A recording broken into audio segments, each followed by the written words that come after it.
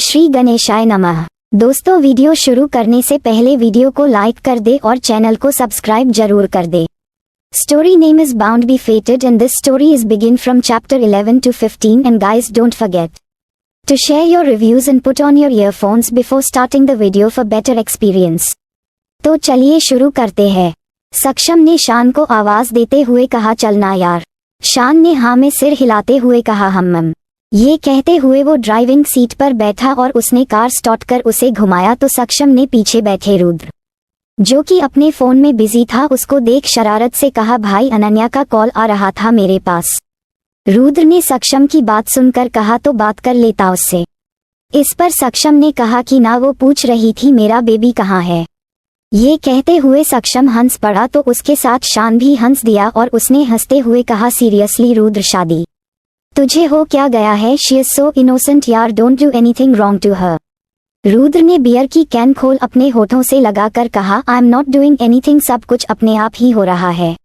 शान को ये सुन हंसी आ गई और उसने हंसते हुए कहा, चुप बे साले, तेरे से 1 महीने से ज्यादा तो कोई बंदी झेली नहीं जाती, मत कर ये सब, वो पहले ही परेशान है, उसके साथ मत खेल। रुद्र को शान की बात सुन गुस्सा आ गया और उसने गुस्से में कहा, शट अप यार, मैं अभी इस बारे में बात नहीं करना चाहता। ये कहते हुए रुद्र ने एक बार फिर बियर का सिप लिया था कि सक्षम ने उससे बियर छीनते हुए कहा, ठीक है मत कर, पर बियर तो पिला दें। शान ने बारी बारी से सक्षम और रुद्र को उनके घर ड्रॉप किया और अब खुद जल्दी से मित्तल मैंशन में एंटर हुआ था कि वो सूरज से टकरा गया। आदित्य के सबसे भरोसेमंद आदमी था वो। शान ने उसे देखते हुए पूछा, पॉप्स सो गए? सूरज ने हाँ कहा तो उसने एक राहत की सांस ली और बस जल्दी से एलिवेटर का स्विच प्रेस करते ही एंटर कर अपने फ्लोर पर पहुंच गया। नाइट वियर पहन वो अब अपने रूम में वापस आया तो उसकी नजर रूम में वॉल पर लगी आदित्य और शुभी की फोटो पर पड़ी तो शुभी को देख उसे जैसे कुछ याद आया और उसने खुद से कहा, बिल्कुल मम्मा और भाई के जैसी आइस थीं उसकी, हेजल ब्राउन। शान ने शुभी के फोटो के पास खड़े होकर कहा, मम्मा आज आप और एंजल साथ होती तो शायद जो भी कुछ हो रहा है घर में वो कभी नहीं होता। पॉप्स कितना अकेले पड़ चुके हैं।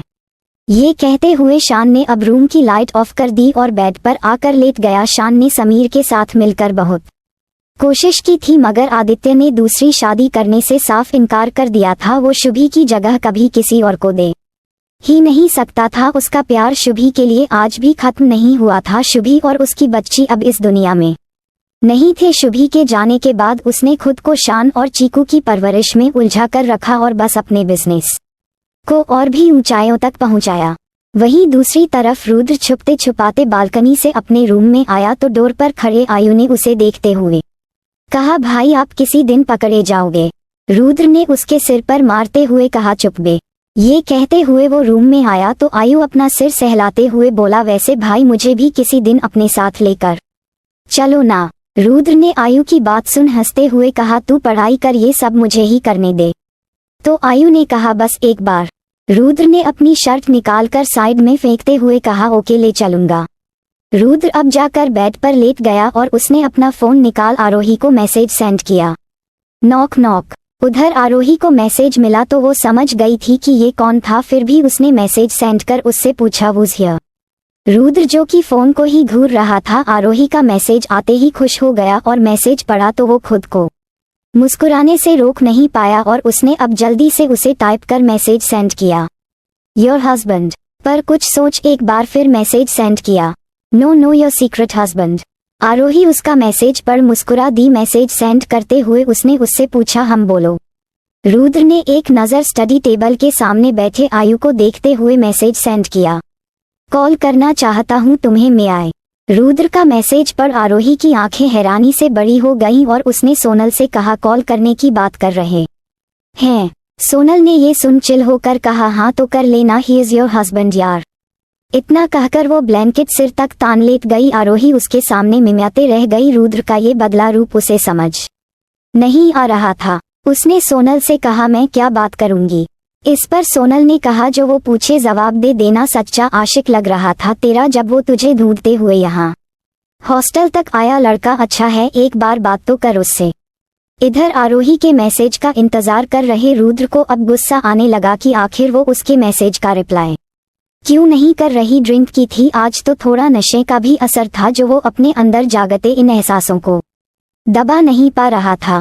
आरोही ने जब पहली बार उसे छुआ था उसके पूरे शरीर में मानो एक कर्ज सा दौड़ गया था। बहुत अलग एहसास हुआ था उसे जो कि उसने पहले कभी महसूस नहीं किया था। पहली बार उसकी आंखें जब आरोही की उन खूबसूरत आंखों से मिली तो दिल के तार छिड़ गए और बस मानो कि वायलिन बजने लगे, जैसा फिल्मों में होता है बिल्कुल ठीक वैसा ही जो कुछ भी हो रहा था उसे कुछ समझ नहीं आ रहा था और अभी भी जो कुछ भी वो कर रहा था उसे उसका कोई होश नहीं था। बस सब कुछ होते चला जा रहा था। रुद्र ने अब आरोही के मैसेज का वेट नहीं किया और बस आरोही को कॉल करते हुए वो बालकनी में चला आया। वहीं दूसरी तरफ रुद्र का कॉल आते देख आरोही थोड़ा घबराई, पर फिर उसने कॉल पिक करते हुए पूछा क्या हुआ। रुद्र ने मना करते हुए कहा कुछ नहीं। तो आरोही ने उससे पूछा तो फिर कॉल क्यों किया। रुद्र ने आह भरते हुए कहा तुम्हें अपने आसपास महसूस करना चाहता था, ना जाने तुमने क्या किया है मेरे साथ। उसकी बहकी बातें सुन आरोही ने जल्दी से कहा हूँ मैंने क्या किया। रुद्र ने कहा पता नहीं कुछ तो किया है तुमने। अच्छा एक बात कहूँ, मुझे अच्छा नहीं लगा जब मेरे किस करने पर तुम रोई। रुद्र की बात सुन आरोही को शाम की यादें ताज़ा हो गईं तो उसने धीरे से कहा हाँ तो आपने मुझे किस क्यों किया, वो भी बिना मेरी मर्जी के। तो रुद्र ने झट से कहा मुझे हक है। आरोही उसके ऐसे जवाब को सुन एक पल को खामोश हो गई और सोनल के पास से उठ खिड़की के पास जाकर खड़ी हुई थी कि रुद्र ने उससे कहा तुम्हें किस करूं या गले लगाऊं, मुझे हक है, हम अभी भी शादीशुदा हैं। उसकी बात सुन आरोही की आंखों में आंसू भर आए और उसने सिसकते हुए कहा पर आप तो मानते ही नहीं इस शादी को। ये कहते हुए अब आरोही ने कॉल एंड कर दिया। वहीं उसकी बात और उसकी सिसकियों को सुन रुद्र को बहुत बुरा लगा। उसने एक बार फिर उसे कॉल करना चाहा मगर फिर कुछ सोच वो रुक गया और वापस रूम में आकर सो गया।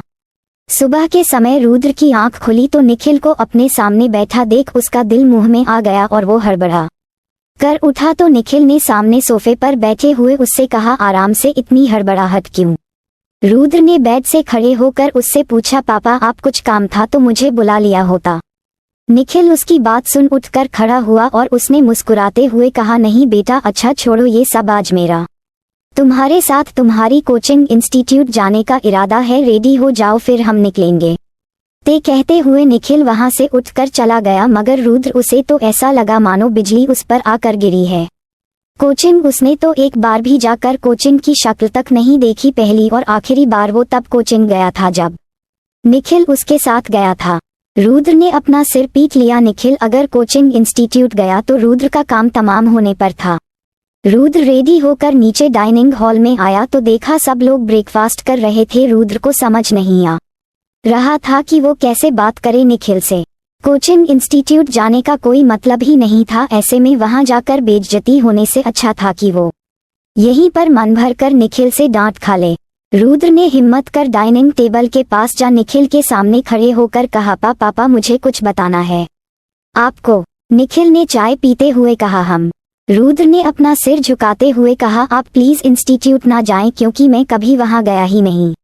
रुद्र की बात सुन पास बैठी सोनम को जैसे झटका लगा, वहीं घर के बाकी लोग भी हैरान हो अपना ब्रेकफास्ट छोड़ रुद्र को देखने लगे। इधर आयु उसने तो डर से अपना सिर झुका लिया क्योंकि कल ही उसने निखिल को बोला था कि रुद्र कोचिंग सेंटर गया है।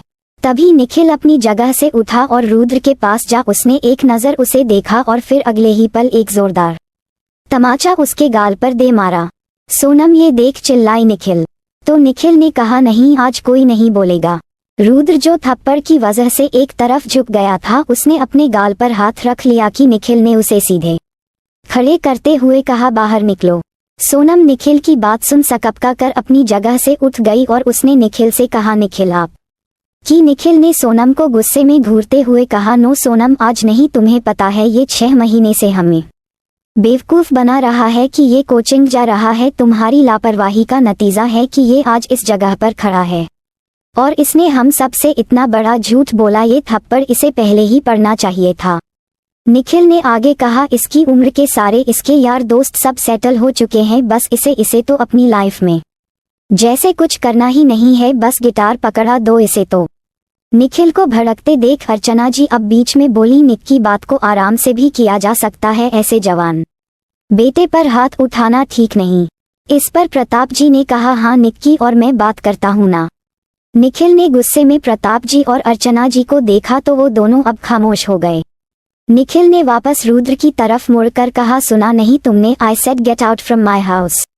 रुद्र निखिल की बात सुन हैरान हो उसे देखने लगा, साथ ही उसने सोनम को देखा जिसकी आंखें बस छलकने को तैयार थीं कि तभी नैना ने निखिल से कहा, भैया प्लीज एक मौका दे दीजिए, वो अब इस तरह की गलती फिर कभी नहीं करेगा। मयंक ने भी नैना का साथ देते हुए कहा, हाँ भाई बस आखिरी बार उसे माफ कर दीजिए, बच्चा है, धीरे धीरे सब सीख जाएगा। तभी रुद्र ने कहा, नहीं छोटी माँ, मुझे कोई मौका नहीं चाहिए, मैं नहीं करना चाहता यूपीएससी नहीं बनना, मुझे आध्या के जैसा मुझे वो करना है जो मुझे अच्छा लगता है। निखिल ने रुद्र की बात सुन उसे घूरा, मगर रुद्र ने उसके सामने आज डटकर खड़े हुए कहा, मेरे सपने अलग हैं पापा, और जो मैंने ठान लिया मैं बस वही करूँगा, मुझे सिंगर बनना है और मैं वही बनूंगा। ये कहते हुए अब रुद्र एक पल के लिए भी वहां ना रुका और जल्दी से घर से बाहर निकल गया। उसे जाते देख सोनम उसके पीछे जाने को हुई थी कि निखिल ने उस पर भड़कते हुए कहा, सोनम अब वो बच्चा नहीं है, हर बात के लिए उसे शह देना बंद करो। सोनम ने गुस्से से अब निखिल को देखा और जल्दी से बाहर की तरफ भागी, मगर तब तक रुद्र अपनी बाइक लेकर वहां से जा चुका था। इधर मित्तल मेंशन में ईशु जल्दी जल्दी अपने तेज कदमों से भागती हुई मेंशन के अंदर आई थी कि किसी से बुरी तरह टकरा गई और धड़ाम से नीचे गिर गई। उसके हाथ में पकड़ी फाइल्स वहीं बिखर गईं। ईशु ने अपने बालों को संभाल अब चेहरा उठाकर देखा तो सामने शुभित था। उसे देख ईशु का खिला हुआ चेहरा मुरझा गया तो वहीं शुभित ने उसे देख बस इतना कहा, सॉरी। ये कहते हुए वो जाने को हुआ था कि आदित्य की आवाज सुन वो अपनी जगह पर ठहर गया। आदित्य ने उसे रुकने को बोला था। अब जब आदित्य खुद शुभित और ईशु के पास चलकर आया तो उसने मुस्कुराते हुए शुभित से पूछा, चीकू क्या तुम इसे भूल गए? शुभित ने एक नजर ईशु को देख अपना मुंह फेर लिया तो आदित्य ने ईशु से कहा, बच्चा तुम जाओ, शान तुम्हारा वेट कर रहा है। ईशु ने हाँ में सिर हिलाया और अपना सामान समेत वहां से उठकर जाने को हुई थी कि उसका हाथ शुभित के हाथ को छू गया। ईशु इस पर डर गई और उसने एक नजर शुभित को देखा जो कि उसे ही देख रहा था, पर फिर सब छोड़ वो जल्दी से वहां से चली गई। उसके जाते ही आदित्य ने कहा, चीकू मुझे बेवकूफ बनाना आसान नहीं, जब यहाँ से ऑस्ट्रेलिया गए ना तो तुम इतने छोटे थे और ना ही ईशु जो तुम एक दूसरे को पहचान नहीं सकते। शुभित ने आदित्य की बात सुन नाखुश होकर कहा, डैड मैं फिलहाल इस बारे में बात नहीं करना चाहता। आदित्य ने उसकी बात सुनकर सरकास्म से कहा, ओह अच्छा, पर बात तो करनी होगी। आदित्य ने आगे कहा, अगर बात नहीं होगी तो तुम्हें तुम्हारा प्रॉमिस याद कैसे आएगा? आदित्य की बात सुन शुभित ने जल्दी से पूछा, प्रॉमिस? कैसा प्रॉमिस? आदित्य ने इस पर मुस्कुराते हुए पूछा, डोंट यू रिमेंबर माई सन? शुभित ने चिढ़ते हुए पूछा, डैड आप किस बारे में बात कर रहे हैं और कौन सा प्रॉमिस? आदित्य ने इस पर कहा, ईशु से किया तुम्हारा प्रॉमिस। रुद्र सीधा कॉलेज चला आया था, अपने बैंड के पास जा उसने सबको रिहर्सल करने के लिए कहा तो उसके मूड को देख सबके सब अपनी अपनी जगह पर खड़े हो उसके साथ रिहर्सल करने लगे, पर रुद्र उसे आज ना तो गाने का मन था ना ही कुछ सुनने का। उसने सभी पर भड़कते हुए कहा, व्हाट्स गोइंग ऑन गाइस, ये परफॉर्म करने वाले हैं हम। रुद्र को देख शक्ति ने कहा, हे रुद्र तुझे हुआ क्या है, भड़क क्यों रहा है, सब सही तो जा रहा है। रुद्र ने गुस्से में शक्ति को घूरा तो जल्दी से सक्षम ने बीच में आते हुए कहा, नहीं नहीं गाइस, हमें थोड़ा और बेटर करना होगा, नित्या तुम गिटार संभालो। शक्ति ने ये सुन जल्दी से कहा, तो फिर मैं क्या बीन बजाऊं? उसकी बात सुन ड्रम के पास बैठा बॉबी हंस पड़ा। सभी की हरकतें रुद्र को जैसे गुस्से में आग बबूला कर रही थी। वो सब छोड़ वहां से निकल कर चला गया। उसे निखिल के थप्पड़ का बुरा नहीं लगा था, बस बुरा इस बात का लगा कि आध्या ने अपना ड्रीम सबको बताया तो सबने खुश हो उसका साथ दिया, पर जब उसकी बारी आई तो साथ देना तो दूर किसी को खुशी तक नहीं हुई। हमेशा से उसके साथ यही तो होते आया है, आध्या के आगे कभी किसी ने उसे कुछ समझा ही नहीं। इधर आरोही और सोनल आज ट्रेडिशनल लुक में कॉलेज आई थी, क्योंकि कॉलेज फेस्ट जिसका नाम था स्पंदन वो आज से शुरू हो चुका था और ये अब पूरे वीक सेलिब्रेट होने वाला था। आज पहला दिन था जिसकी थीम थी ट्रेडिशनल, तो सभी स्टूडेंट्स ट्रेडिशनल लुक में नजर आ रहे थे। सोनल ने इधर उधर देख आरोही से कहा, देख तो आज हमारे क्लास के ये मुर्गे कैसे शरीफ दिख रहे हैं, एक आध को पता लूं क्या? आरोही ये सुन हंसने लगी तो सोनल ने कहा, यार आज तो मुझे तेरी भी रक्षा करनी होगी, तू तो मस्त पटाखा लग रही है। आरोही ने इस पर जल्दी से कहा, कैसी बातें कर रही है। सोनल ने आरोही का हाथ पकड़ते हुए कहा, सही कह रही हूँ। आरोही ने इस समय ऑरेंज कलर का लॉन्ग फ्रॉक स्टाइल में सूट पहना हुआ था, जिस पर उसकी चांद बालियां सोने पर सुहागा थी, होठों पर खिली मुस्कुराहट, माथे पर व्हाइट स्टोन की छोटी सी बिंदी, आंखों में गहरा काजल, चेहरे पर किया न्यूड मेकअप उसके लुक में चार चांद लगा रहा था। वहीं सोनल, उसने स्काई ब्लू कलर का सेम आरोही के जैसा ही सूट पहना हुआ था। असल में तो दोनों ही सूट सोनल के ही थे। तभी सोनल ने सामने बैनर पर लगे आदित्य के बड़े से पोस्टर को देख खुश होते हुए कहा, हाय यार, ये आदित्य मित्तल बूढ़ा क्यों नहीं हो रहा। आरोही ने सोनल की बात सुन एक नजर आदित्य के फोटो पर डाली और फिर सोनल को देखते हुए कहा, तुझे आज खुद को छोड़ बाकी सब अच्छे लग रहे हैं। सोनल ने इस पर अपना सिर हिलाते हुए कहा, नहीं यार, इसकी बात अलग है। पता है फाइनल डे पर एज अ चीफ गेस्ट ये मेरे सामने होगा, क्या करूं मैं खुशी के मारे, मेरा सपना पूरा होने वाला है। आरोही सोनल को देख अब हंसने लगी और उसने उससे दूर जाते हुए कहा, मैं चली बाकी सबसे मिलने, तू देख अपने आदित्य मित्तल को। सोनल ने ये सुन आरोही के पीछे पीछे भागते हुए कहा, अरे नहीं रुक, मैं भी आ रही हूं ना। पर आरोही नहीं रुकी, वो हंसते हुए जल्दी जल्दी सोनल को चिढ़ाकर दूर जा रही थी कि तभी उसकी नजर सामने से आते रुद्र पर पड़ी। वो उसे देख अपनी जगह पर ही खड़ी रह गई। तब तक सोनल भी उसके पास आ गई और उसने आरोही से कहा, क्या यार, कहाँ भागी जा रही थी। इधर रुद्र की नजर जैसे ही सामने खड़ी आरोही पर पड़ी तो उसकी चाल धीमी पड़ गई, मानो जैसे खुद सुकून उसके पास चलकर आ रहा था। वो आरोही को देखने लगा, ऊपर से नीचे तक देखते हुए वो अब जल्दी से चलकर उसके पास आया तो सोनल ने रुद्र को देख मुस्कुराते हुए कहा, हाय रुद्र। मगर रुद्र का ध्यान अभी सिर्फ और सिर्फ आरोही पर था। उसने अचानक से आरोही का हाथ पकड़ लिया और उसे अपने साथ लेकर जाने लगा तो आरोही ने उससे पूछा, अरे कहाँ ले जा रहे हैं। रुद्र ने मुड़कर उसे देख धीरे से कहा, आई नीड यू। ये सुनते ही आरोही की आंखें हैरानी से फैल गईं और उसने रुककर रुद्र से पूछा, क्या पर मैं ही क्यों। उसकी बात सुन रुद्र ने चिढ़कर धीरे से कहा, because you are my wife. Aarohi ने खुद को छुड़ाने की कोशिश करते हुए कहा, अरे वाह, फिर से याद आ गया कि मैं आपकी वाइफ हूँ। बड़े मतलबी हो आप तो, जब जरूरत हो वाइफ बना लो, जरूरत ना हो तो भगा दो। कहाँ का इंसाफ है ये, और क्यों क्यों जाऊं मैं, ऐसी क्या जरूरत आन पड़ी मेरी। रुद्र ने आरोही की बात सुन आसपास देखा तो आते जाते लोग उन दोनों को देख रहे थे। रुद्र ने अब कोई बखेड़ा ना खड़ा करते हुए आरोही के कान में फुसफुसाते हुए कहा, क्या चाहती हो, तुम्हें सबके सामने किस करूं। रुद्र की बात सुन आरोही सहम गई और उसने बड़ी मासूमियत से उससे पूछा, आपको किस करना है। रुद्र ये सुनकर उसकी आंखों में देखने लगा। वहीं उन दोनों को सभी लोग देखकर अब आपस में बातें करने लगे तो सोनल ने धीरे से कहा, सब देख रहे हैं। इतना सुनते ही आरोही उछलकर बोली, ओह माँ। वो दूर हटी रुद्र से कि रुद्र ने एक बार फिर उसका हाथ पकड़ लिया और उसे अपने साथ लेकर जाने लगा तो आरोही ने मुड़कर सोनल से कहा, मैं अभी वापस लौट कर आती हूँ। इस पर सोनल ने खुद से कहा, ना बेटा, अब तू अभी वापस नहीं आने वाली। इधर रुद्र आरोही को खींचते हुए अपने साथ कैंपस में बने पीछे वाले गार्डन में लेकर आया और उसने आरोही को देख उससे पूछा, क्या तुम्हें भी लगता है कि मैं अच्छा सिंगर नहीं बन सकता। रुद्र की बात सुन आरोही अपनी बड़ी बड़ी आंखों को और अधिक बढ़ाकर रुद्र को टुकुर टुकुर देखने लगी। सिंगर उसे कैसे पता होगा। हाँ, कल उसने रुद्र को दोस्तों के साथ गाते सुना था, पर फिर भी वो एक बार सुनकर कैसे बता सकती है। रुद्र ने आरोही को बाजुओं से थाम थोड़े गुस्से में पूछा, बोलो।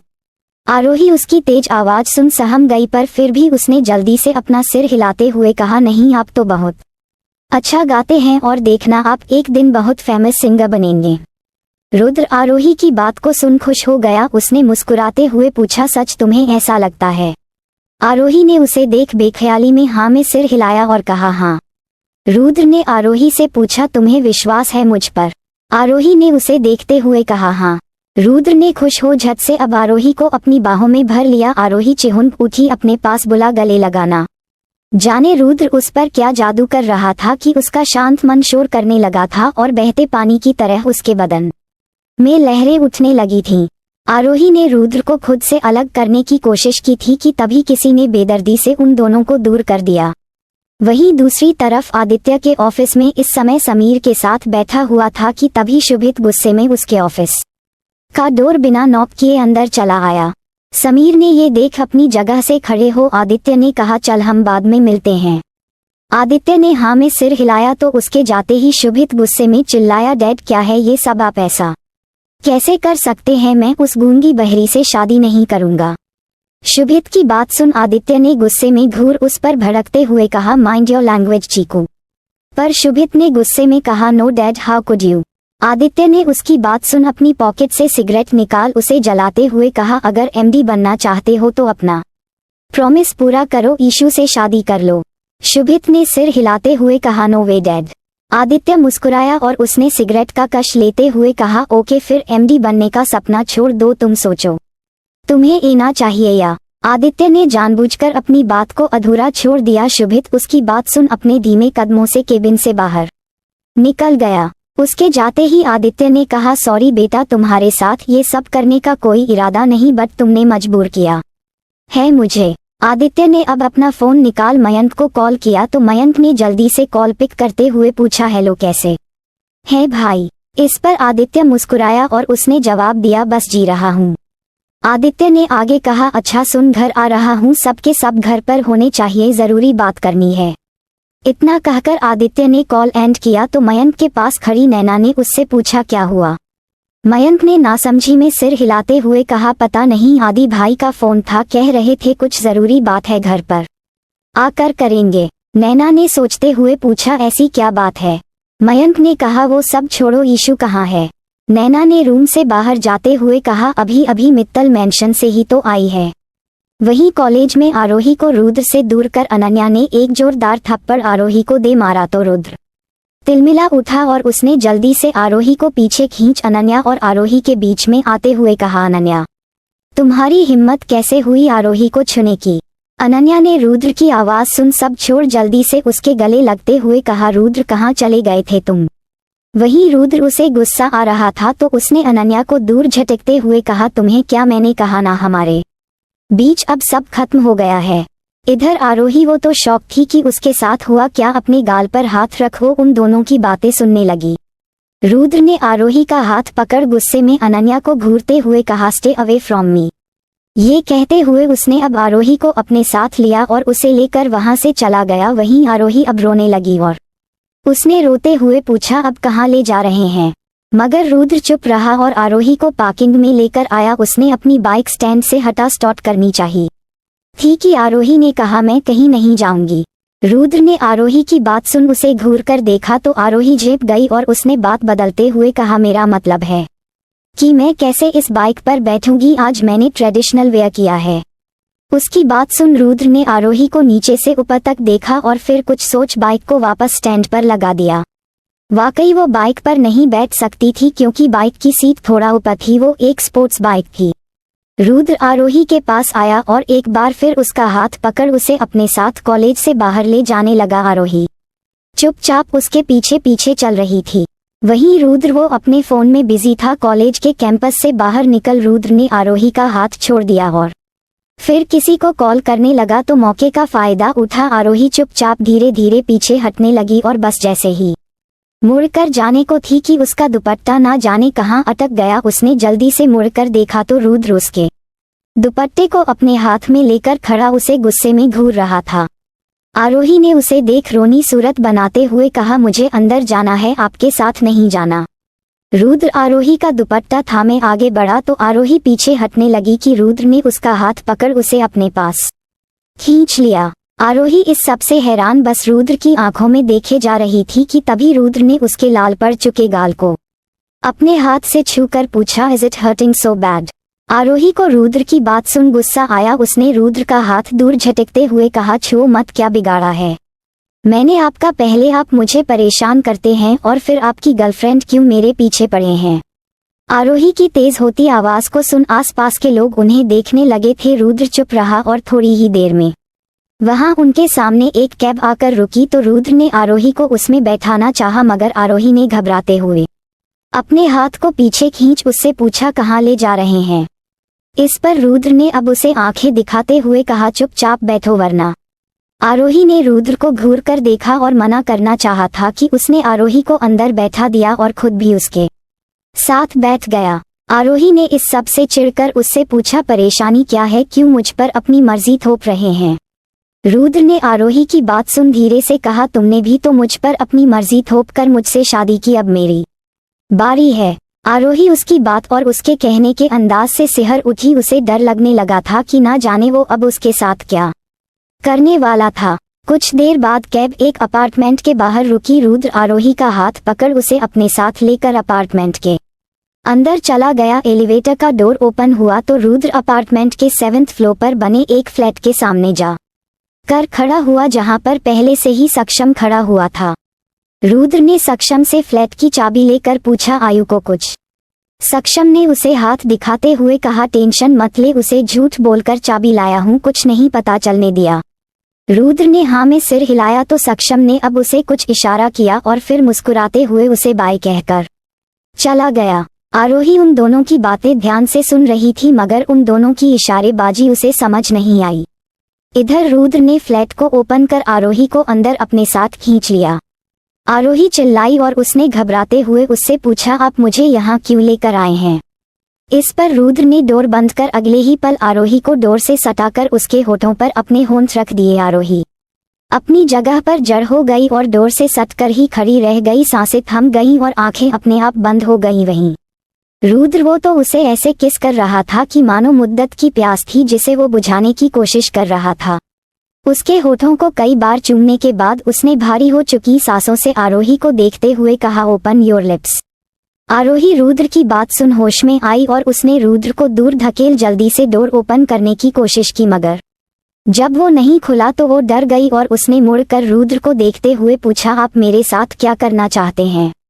रुद्र मुस्कुराया और उसने आरोही के करीब होते हुए कहा, फिलहाल तो बस तुम्हारे इन गुलाबी होठों का रस पीना चाहता हूँ। और आरोही ने उसके बात को अधूरे छोड़ने पर उससे मासूमियत से पूछा, और तो रुद्र हंस दिया और उसने आरोही के बिखरे बालों को उसके चेहरे से हटा उसके गाल को चूम कर कहा, और नजरों से तुम्हारे हसीन जिस्म को छूना चाहता हूँ। आरोही ने इस पर झेपते हुए पूछा, कैसी बातें कर रहे हैं आप? तो रुद्र ने कहा, क्यों तुम्हें अच्छी नहीं लग रही मेरी बातें? आरोही ने ना में सिर हिलाया और उसकी आंखों से आंसू छलक आए। उसे रोते देख रुद्र ने जल्दी से कहा, अरे रे, रो क्यों रही हो? अच्छा चुप हो जाओ, नहीं करूँगा। आरोही ने रोते हुए कहा, मेरा फायदा उठाना चाहते हैं ना आप? मैंने आपको क्या समझा और आप क्या निकले? रुद्र ने आरोही की बात सुन जल्दी से ना में अपना सिर हिलाया और आरोही के बालों को सहलाया था कि उसकी नजर आरोही के मांग में भरे हल्के सिंदूर पर पड़ी। उसने बेचैन हो आरोही से पूछा, ये सिंदूर क्यों लगाया है तुमने? आरोही ने सिसकते हुए कहा, नानी ने कहा था कि शादी के बाद नई दुल्हन को सिंदूर जरूर लगाना चाहिए, ये सुहाग की निशानी होता है, शादी की थी ना हमने। रुद्र आरोही की बात सुन मुस्कुराया। वो उसे रोते देख मुस्कुरा रहा था और उसके बोलने के ढंग पर तो उसे उस पर टूटकर प्यार आ रहा था, पर अपनी फीलिंग्स को कंट्रोल कर उसने आरोही को दुल्हन की तरह अपनी गोद में उठा लिया और उसे रूम में लेकर आया। आरोही अभी भी सिसक रही थी। रुद्र ने उसे आहिस्ता से बेड पर बैठाते हुए कहा, मेरा नाम का सिंदूर लगा सकती हो तो मुझे पति मानने में क्या हर्ज है? आरोही ने सिसकते हुए कहा, आप ही तो नहीं चाहते थे कि मैं आपको अपना पति मानूं। रुद्र ने उसका हाथ पकड़ते हुए कहा, हाँ ये सच है, पर देखो आरोही, अभी मैं सेटल नहीं हूँ, खुद की जिम्मेदारी नहीं संभाल सकता, तुम्हें क्या संभालता? आरोही ने अपना सिर उठा उसकी आंखों में देखते हुए पूछा, तो फिर? रुद्र ने उसके हाथ को अपने होठों से छू कर कहा, तो फिर पहले मुझे हमारे लिए कुछ करना होगा, उसके बाद ही मैं मेरी फैमिली को हमारी शादी के बारे में बताऊंगा। आरोही ने रुद्र की बात सुन हैरानी से आंखें बड़ी करते हुए पूछा, आप शादी के बारे में अपनी फैमिली को बताएंगे? पर क्यों? आप तो मुझे पसंद नहीं करते, ना ही हमारी शादी को मानते हैं, फिर क्यों? रुद्र आरोही के थोड़ा और पास आया और उसने धीरे से कहा, don't know, I don't know what I am doing, don't know what you did to me that I am not able to resist you. Aarohi Rudra को देखने लगी कि उसने आरोही के आंसुओं को पोंछते हुए कहा, तुम अब से यहाँ रहोगी? आरोही ने उसकी बात सुनकर जल्दी से कहा, नहीं, मैं कैसे? तो रुद्र ने उसका हाथ पकड़ दबाते हुए कहा, फ्लैट मेरा है, तुम आराम से रह सकती हो, उस इंस्पेक्टर से डरे बगैर। रुद्र की बात सुन आरोही ने उसे घूरा तो उसने कहा, सोनल ने बताया था इस बारे में। रुद्र ने अब आरोही से पूछा कितने साल की हो। आरोही ने धीरे से कहा 20। रुद्र हंस दिया और उसने मुस्कुराते हुए कहा फिर तो मैं बहुत बड़ा हूँ तुमसे। आरोही ने अपनी पलकों को उठा उसे नासमझी में देखा तो रुद्र ने कहा 27 मैं 27 का हूँ, हुआ ना तुमसे बड़ा। आरोही ने हाँ में सिर हिलाया। उसे सामने बैठे रुद्र को देख हैरानी हो रही थी कि वो कितने प्यार से उससे बात कर रहा था। दोनों एक दूसरे को एक बार फिर देखने लगे थे कि रुद्र ने आगे बढ़ एक बार फिर आरोही के होठों को छूना चाहा, मगर आरोही ने अपने हाथ को होठों पर रख लिया। रुद्र उसकी इस हरकत पर मुस्कुराया और उसने उसके हाथ पर किस करते हुए कहा तुम्हें क्या लगता है कि तुम मुझे किस करने से रोक सकती हो।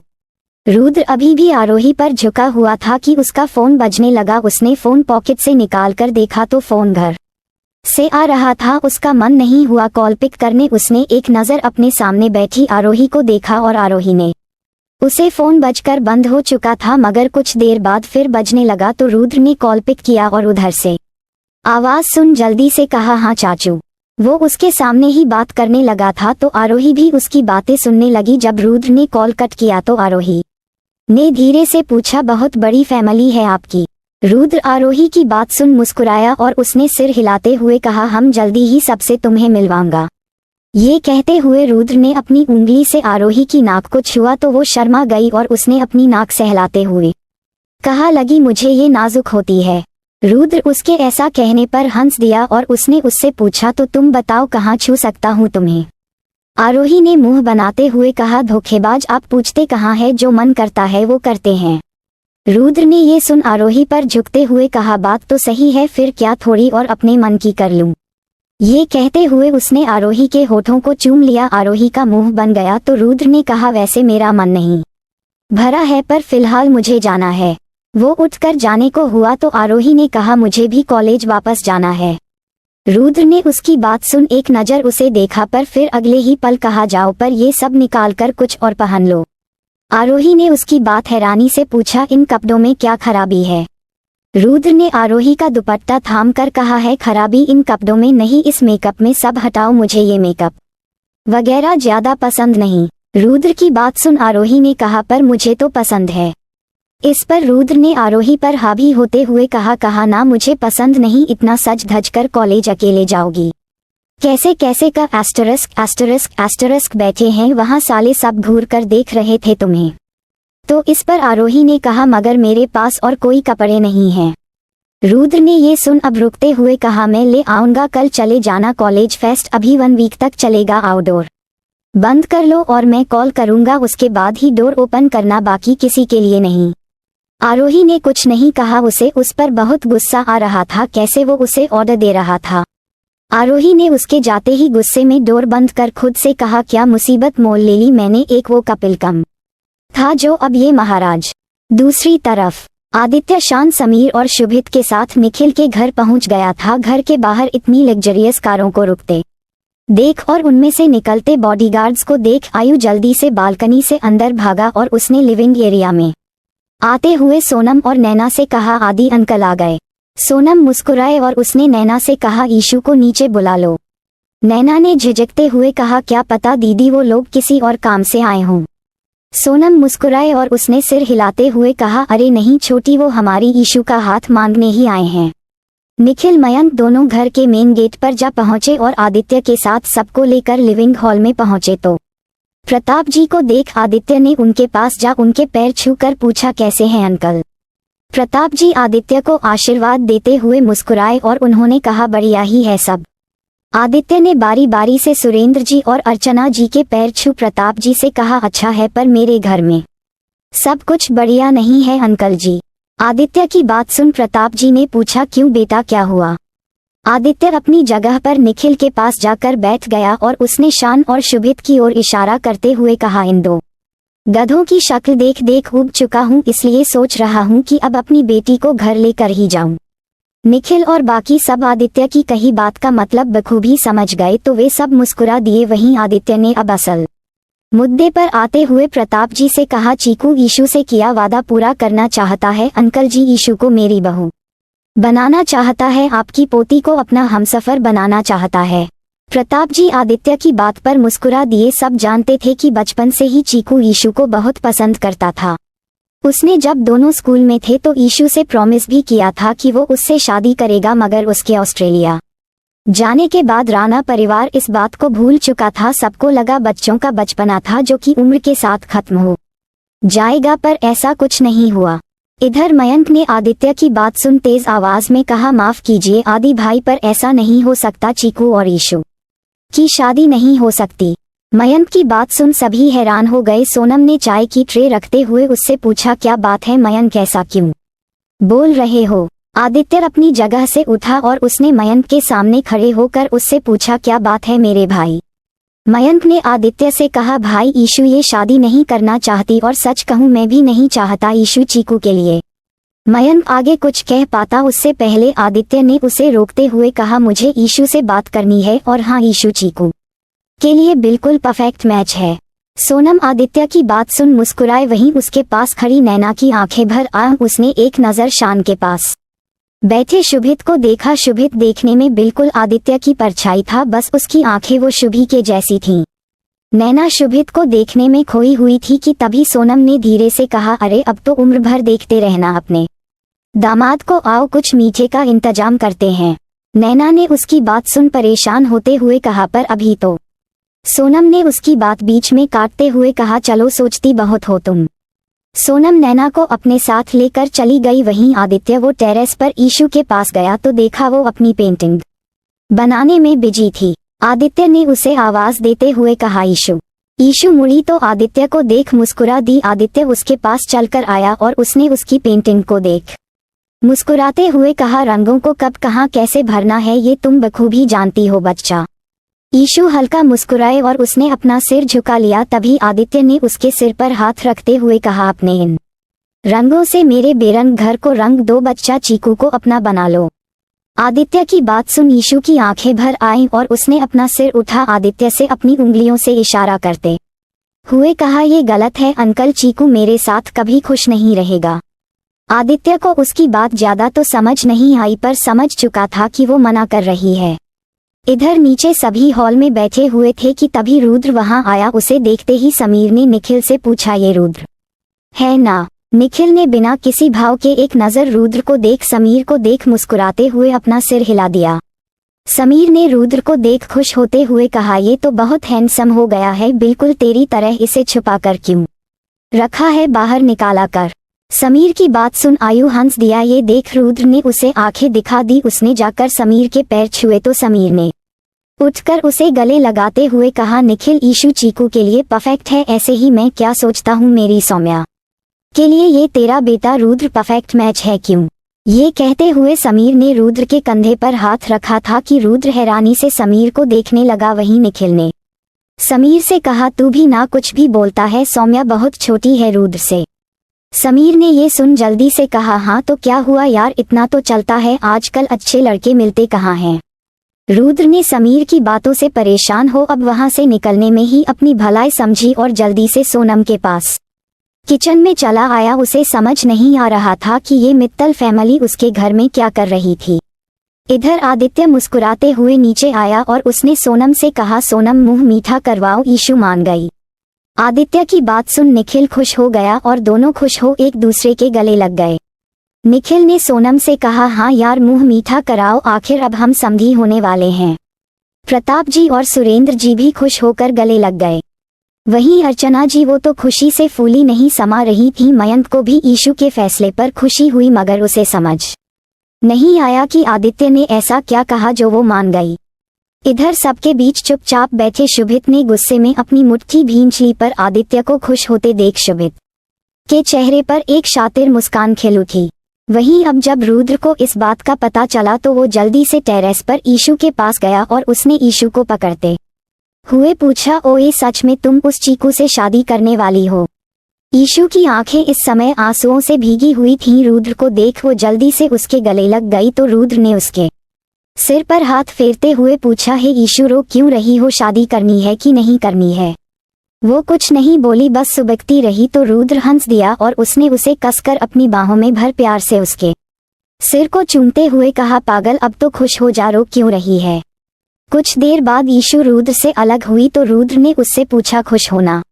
ईशु ने हाँ में सिर हिलाया तो रुद्र ने एक बार फिर उसके सिर को चूम लिया। रुद्र को अच्छे से पता था कि वो चीकू को कितना चाहती है। रुद्र की आध्या से कभी नहीं बनी पर ईशु उस पर तो वो हमेशा अपनी जान छिड़कता था। एक वो ही तो थी जो उसके अच्छे बुरे गाने चुपचाप सुन लिया करती थी। दोनों भाई बहन अभी बात कर ही रहे थे कि पीछे से आयु ने रुद्र के गले से लिपट कर कहा, लो भाई अब तो ये भी चली, घर खाली होने वाला है। समीर अंकल सही कह रहे हैं, अब बड़े पापा को आपकी शादी के बारे में भी सोचना चाहिए। आयु की बात सुन रुद्र ने उसके कान खींचते हुए पूछा, क्या बोला, फिर से बोल। आयु ने चिल्लाते हुए कहा, ओह भाई नहीं नहीं, मैं तो मजाक कर रहा था। रुद्र ने उसका एक हाथ पीछे घुमाकर दबाते हुए पूछा, नहीं नहीं बताना क्या बोल रहा था। आयु ने रुद्र को दूर धकेल दिया और भागते हुए कहा, यही कि मुझे एक प्यारी सी भाभी ला दो ना भाई। रुद्र ये सुन मुस्कुराते हुए उसके पीछे भागा तो उन दोनों को देख ईशु का भी चेहरा खिल उठा। घर में इस समय खुशी का माहौल था। आदित्य, निखिल और समीर आपस में बातें कर शुभित और ईशु की सगाई की डेट पर चर्चा कर रहे थे। शुभित बाहर गार्डन में आकर स्मोक करने लगा था और वहीं शान वो तो ईशु, रुद्र और आयु के साथ बिजी हो गया था। शुभित ने सिगरेट का कश लेते हुए कोल्ड एक्सप्रेशन के साथ कहा, डैड आप रिग्रेट करेंगे अपने इस फैसले पर, ये मेरा आपसे मेरा वादा है। रात के समय आदित्य, समीर, शान और शुभित डिनर करने के बाद वहां से जा चुके थे। सगाई का शुभ मुहूर्त पंडित जी ने 2 दिन बाद का बताया था, जिस पर सबने सहमति जताई थी। नैना तो आज खुशी से खिली खिली घूम रही थी। ईशु के लिए अब जैसे उसकी टेंशन दूर हो गई थी। वो समझती थी कि चीकू से बेहतर ईशु को और कोई समझ ही नहीं सकता। इधर रूम में रुद्र, उसे आरोही की फिक्र हो रही थी। वो उसे अकेले उस फ्लैट में छोड़ आया था। पता नहीं उसने कुछ खाया भी होगा कि नहीं, क्योंकि फ्लैट बंद था तो उसमें खाने पीने का कोई इंतजाम नहीं था। रुद्र अब जल्दी से अपना फोन लेकर बालकनी की ओर बढ़ा था कि आयु ने उसे रोकते हुए पूछा, भाई आज कहाँ चल दिए। इस पर रुद्र ने कहा, आता हूँ, जरा सक्षम से कुछ काम था। आयु ने हाँ में सिर हिला दिया और फिर से पढ़ने बैठ गया। रुद्र बालकनी से घर के बाहर आया और पार्किंग से अपनी बाइक स्टार्ट कर मेन गेट तक पहुंचा था कि गार्ड ने उसे रोकते हुए कहा, तुम किसी दिन सर से डंडे खिलवाओगे हमें। रुद्र ने उनकी बात सुन हंसते हुए कहा, अरे नहीं अंकल, मैं हूं ना, मैं बचा लूंगा आपको। अब जल्दी से गेट खोला। गार्ड अंकल ने मुस्कुराते हुए रुद्र के लिए गेट खोल दिया। गेट के खुलते ही रुद्र अपनी बाइक लेकर वहां से निकल गया। वहीं फ्लैट में आरोही इधर से उधर रूम में घूम घूम कर परेशान हो गई थी। आज वो ना तो स्टूडियो गई थी और ना ही अपनी मम्मा से मिलने। रुद्र पर भरोसा करने में उसे डर लग रहा था। सोनल को कई बार उसने कॉल किया पर वो थी कि कॉल पिक ही नहीं कर रही थी। आरोही ने अब चिढ़कर अपना फोन बेड पर फेंकते हुए कहा, पागल लड़की। उसे समझ नहीं आ रहा था कि वो यहाँ रुके या फिर चली जाए, और जाए भी तो कहाँ जाए, वापस हॉस्टल। कब तक सोनल उसका खर्चा उठाएगी, क्योंकि हॉस्पिटल बिल पे करने में ही उसकी सारी सैलरी खत्म हो जाती है। आरोही ने ऊपर सिर उठाते हुए कहा, कान्हा जी क्यों आप बस मेरा ही टेस्ट लेते हैं, अब बंद भी करो ना मुझे परेशान करना। आरोही बड़ी मासूमियत से कान्हा जी का नाम लेकर खुद से बातें करने में मग्न थी कि तभी किसी के कदमों की आहट सुन वो चुप हो गई। सामने डोर से टिककर खड़े रुद्र को देख वो जल्दी से काउच से उठकर खड़ी हो गई। रुद्र रूम में आया और उसने आरोही से कहा, आओ डिनर कर लो। आरोही ने उसकी बात सुन उससे सवाल करते हुए पूछा, आप सच में हमारी शादी के बारे में अपनी फैमिली को बताएंगे? रुद्र ने आरोही की बात सुन चिढ़ते हुए कहा, क्या तुम बहरी हो? एक बार कह चुका हूँ तो बार बार क्यों वही बात सुनना चाहती हो? रुद्र की बेरुखी देख आरोही का मुंह बन गया और उसने धीरे से कहा, लगता है बाइपोलर डिसऑर्डर है इस इंसान को, कभी भी गुस्सा कभी भी प्यार। अभी कहानी जारी रहेगी। So don't forget to share your review and comment your best part of an story. और अगर आपने अभी तक हमारे चैनल को सब्सक्राइब नहीं किया तो कृपया इसे सब्सक्राइब करें और बेल आइकन पर क्लिक करें ताकि आप हमारी नई कहानी पहले पा सके। And if you like my story so comments your feelings with heart emoji. तो मिलते हैं नेक्स्ट वीडियो, तब तक के लिए राधे राधे।